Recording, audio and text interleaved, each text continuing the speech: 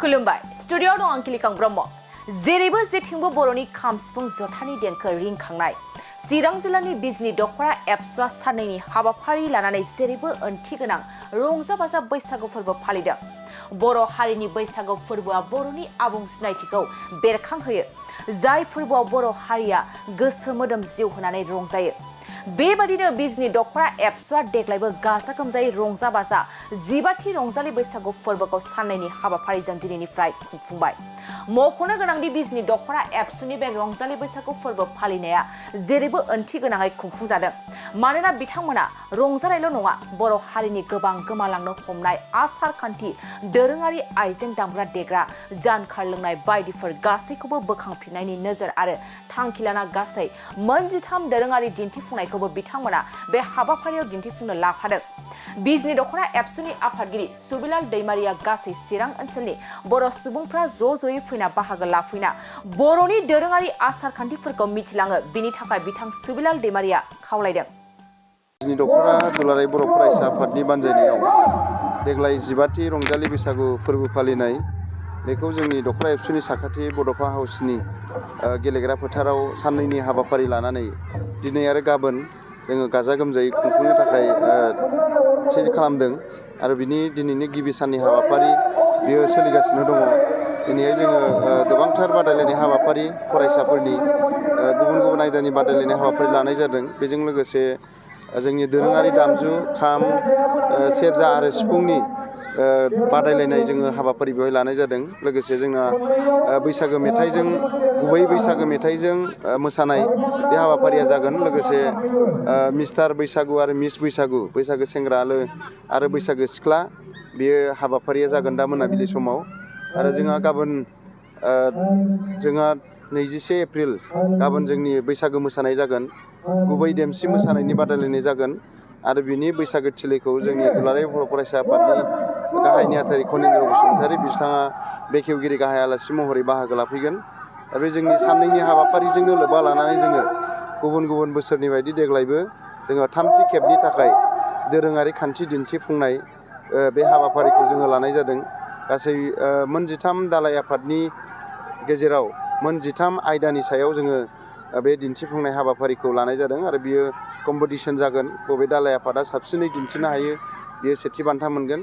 सेथि, नैथि आरो थामथि बान्थानि थाखाय जों सायख'गोन आरो बे दोरोङारि खान्थिनि गेजेरजों जोङो जोंनि गोमालांनो नागिरनाय गासैबो मुवा बेसादफोरखौ जोङो रैखा खालामनानै दोननो आरो जोंनि गोदान जोलैफोरनो मोनथिहोनांगौनि थाखाय बे दोरोङारि खान्थि दिन्थिफुंनाय हाबाफारिखौ जोङो लाबोबाय थानाय जादों।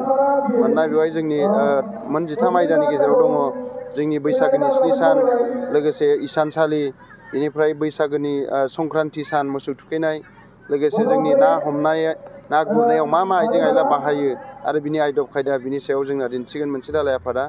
लोगोसे जोंहा एम्फौ फिनाय, एम्फौ फिनानै इन्दि खुन्दुं लुनायनिफ्राय आरो जि दानायसिम गासैबो बेहाय दिन्थिगोन। लोगोसे जोङो मोनसे दालाय आफादा हाथासुनि हाबा। दिनै बर'फ्रा हाथासुनि हाबाखौ हाबा नङा होननानै बुङो गोबाङानो। हाथासुनि हाबा लानो नागिरला। दा बेखायनो बे हाथासुनि हाबाया माबायदि जायोमोन बेखौ जोङो बे एगजिबिसनाव दोरोङारि खान्थि दिन्थिफुंनायाव होनाय जागोन। बेनिफ्राय मोनसे दालाय आफादा दामनाय देनायनि सायाव दिन्थिगोन। बर'फोरनाव बेसेबां दामनाय देनाय दङ बेफोर गासैखौबो बे एगजिबिसनाव दिन्थिगोन।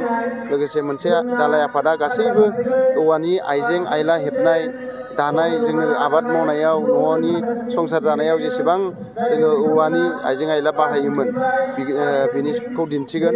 बेनिफ्राय मोनसे दालाय आफादा जोंनि बर' समाजाव माइ सौनाय खुनाया गोमालांनो हमबाय। न'खराव माइ सौला, गोदो हर ससेनिफ्रायनो माइ सौवोमोन बर' आइजोफ्रा, नाथाय दा मिलाव होनानैनो गासैबो माइरं दिहुनो। बेखायनो बे माइ सौनाय खुनायनि माखासे नेमफोर दङ, बेखौबो जोङो बिनि गेजेरजों दिन्थिनाय जागोन। लोगोसे मोनसे दालाय आफादा गासैबो बर'नि मैगं थाइगं जानाय, जायखौ जोङो मिथिंगानिफ्राय जायो बर'फ्रा, बे गोथां मैगंफोर बेखौ दिन्थिनाय जादों। बेनिफ्राय मोनसे दालाय आफादा आबाद मावनायखौ दिन्थिगोन आरो मोनसे दालाय आफादा दिनै बर'नि न'खर जानोबा, गुबै बर'नि न'खर जानोबा मा मा थानो नांगौ, न'नि नामफ्रा मा मा, बेफोरखौ जोङो बेवहाय मोनसे डिसप्ले खालामनानै होगोन। मोनफ्रोमबो लेबेल होनानै बेवहाय सिनायनो हानाय खालामगोन, मोनथिनो हानाय। लोगोसे मोनसे दालाय आफादा मागो फोरबो। बर'फ्रा मागो फोरबोखौ खोब गाजा गोमजायै फालिनाय जायो बर' समाजा। बेखायनो बे मागो फोरबोनि सायावबो जोंनि एगजिबिसना जागोन। नोंथांमोना गावबा गावनि गथ'खौ सासे राफोद गेलेगिरि खालामनो गोसो दं नामा?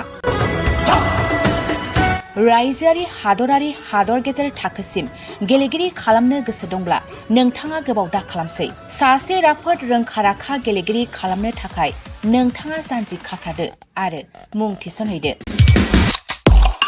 चिरां जिल्लानि सिङाव थानाय सोलिफु फोरोंसालि बल्लामगुरि काराटे एकाडेमि फोनांजाब राहा 8720903713 बड' हाउस काराटे एकाडेमि दलाइगाव फोनांजाब राहा 6900451157 बेंटल काराटे एकाडेमि फोनांजाब राहा 9678041226 बिरनगाव काराटे एकाडेमि फोनांजाब राहा 6901341656 आरो दालिगाव काराटे एकाडेमि फोनांजाब राहा 8720903713 बैफोर मख'नाय सोलोंसालिनिफ्राय सिगांनिफ्रायनो रायजोआरि हादरारि हादर गेजेरारि थाखोनिफ्राय बान्था मोननो हानाय सोलोंसाफोर मोननो हाबोनाय सोलोंसालि। बे मख'नाय फोरोंसालियाव रोंगौथि गोनां फोरोंगिरिया फोरोंथाय होनानै नोंथांनि गथ'खौ सासे राफोद गेलेगिरि सोरजिनायाव मदद आरो जाफुंसार खालामगोन।